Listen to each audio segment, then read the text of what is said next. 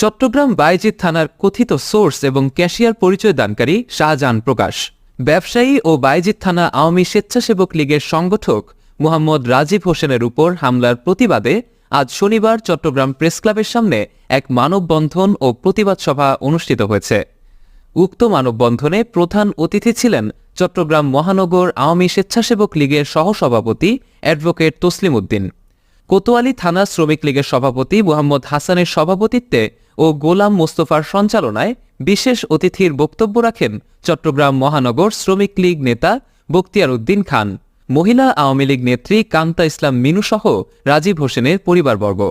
এ সময় বক্তারা বলেন, চিহ্নিত সন্ত্রাসীরা একজন বিশিষ্ট ব্যবসায়ী এবং রাজনীতিবিদকে